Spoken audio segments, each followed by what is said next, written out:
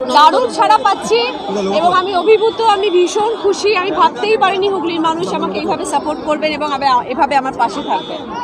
গতকাল সিঙ্গুর থেকে শুরু, আজকে পান্ডুয়া বিধানসভা, কেমন লাগছে? দারুণ লাগছে, সর্ব জায়গায় যাচ্ছি, এত এত মানুষের ভালোবাসা পাচ্ছি। প্রতিটি মানুষ রাস্তায় দাঁড়িয়ে আছেন ফুল নিয়ে।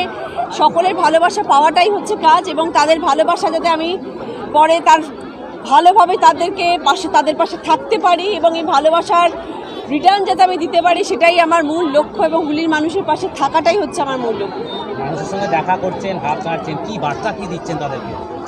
বিশ্বাস রাখুন, ভরসা রাখুন, পাশে থাকবো, সাথে থাকবো। আর একজন অভিনেত্রী উল্টো দিকে রয়েছে, কি বলবেন? কিছুই বলার নেই, ভালো সেও তার কাজ করে যাক, আমি আমার কাজ করবো, মানুষ বিচার করবে। এটা কি পুনরুদ্ধার হবে? হুগলি লোকসভা কি পুনরুদ্ধার করা যাবে? আমাদের তরফ থেকে আমরা 100% নিশ্চিত যে হবেই। লড়াই কি কঠিন দিদি?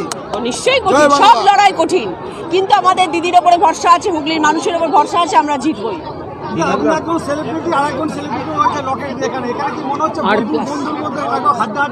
হ্যাঁ হচ্ছে তো, হবে কি হচ্ছে, শুরু হয়ে গেছে লড়াই।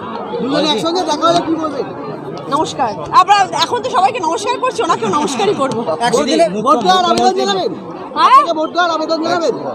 নিশ্চয়ই 100 দিনের কাজের টাকা এখনো অনেক শ্রমিক পায়নি, সেটা দিদি দিচ্ছেন তো, দিদি তো দিচ্ছেন, কেন্দ্রীয় সরকার তো দেয়নি, শুধু বলেছেন দেবো দেবো দেবো, দিয়ে উঠতে পারলেন না। দিদি তো সব করছেন, সবই তো বাংলার মুখ্যমন্ত্রী করে যাচ্ছেন এবং দেখিয়ে দিচ্ছেন প্রতিনিয়ত প্রতিদিন। তাহলে দিদির পাশে তো আমাদের থাকতেই হবে। প্রতিটি মানুষ এখন বুদ্ধিমান, সবার সজাগ, সবাই এখন বিচক্ষণ।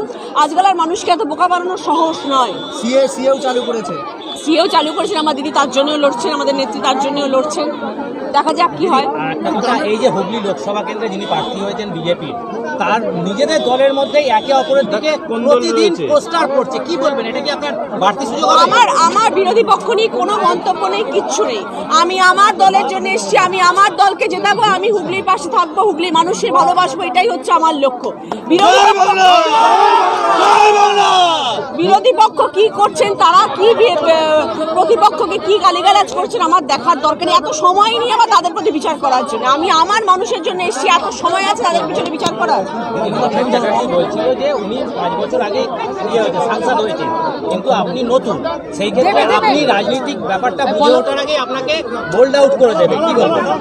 তিনিও একদিন এসেছিলেন যখন তিনিও নতুন ছিলেন, তাকেও তো প্রার্থী করে বিজয়ী করা হয়েছে। আমি আজকে নতুন, মানুষের ভালোবাসা নিয়ে এখানে এসেছি। আমি একদম নতুন মানুষ নই, আমার কাছে মানুষের ভালোবাসা প্রচুর ছিল, আছে, থাকবে। আজকে আমি রাজনীতিতে এসেছি এবং আমি জানি সেই ভালোবাসার রেশে এবং সেই ভালোবাসার জোরে আমি সকলের মন জয় করতে পারবো এবং সব কিছুরই একটা শুরুয়াত থাকে। এইটা আমার রাজনীতিতে প্রথম পদক্ষেপ, শুরুয়াত।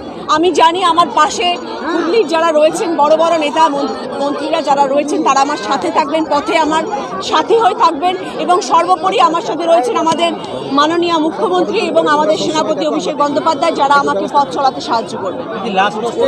ভোটের ময়দানে লকেটকে কি 1 ইঞ্চি জমি ছাড়বেন? নিশ্চয়ই ছাড়বো না, তাহলে কি আর এইভাবে লড়াই করতাম? পরবর্তী সময়ে দুজনকার মধ্যে সম্পর্ক সুমধুর থাকবে। আমি আমার কাজ করবো, সে তার কাজ করবে। দর্শক নির্ধারণ করবে কে বিজয়ী, কে ঠিকঠাক, কে ভালো কাজ করবে, কে হুগলির পাশে থাকবে। বিরোধী প্রার্থীকে কি বলবেন, কি বার্তা দেবেন? অনেক শুভেচ্ছা।